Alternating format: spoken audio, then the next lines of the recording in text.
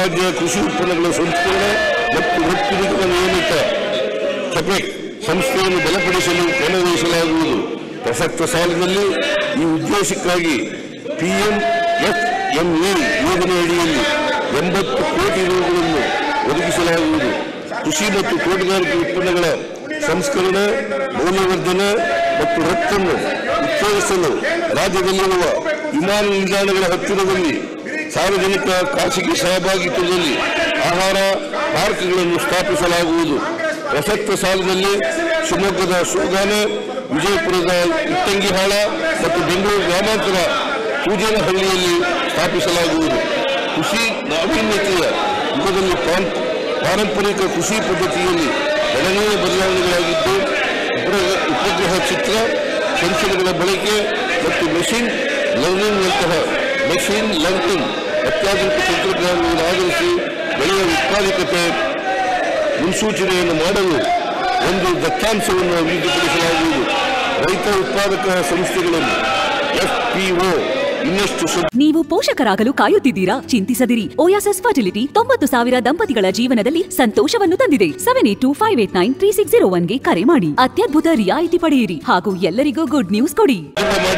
ಸುಸ್ಥಿರವಾಗಿ ಕಾರ್ಯನಿರ್ವಹಿಸಲು ಪೂರಕವಾದ ತರಬೇತಿ, ಮಾರ್ಗದರ್ಶನ ಹಾಗೂ ಬೆಂಬಲ ನೀಡುವ ಅಗ್ರಿ ಆಕ್ಸಿಲರೇಟರ್ ಪ್ಲಾಟ್ಫಾರ್ಮ್ ಮೂಲಕ ವಲಯದ ಸ್ಟಾರ್ಟ್ಅಪ್ಗಳನ್ನು ಉತ್ತೇಜಿಸಲಾಗುವುದು.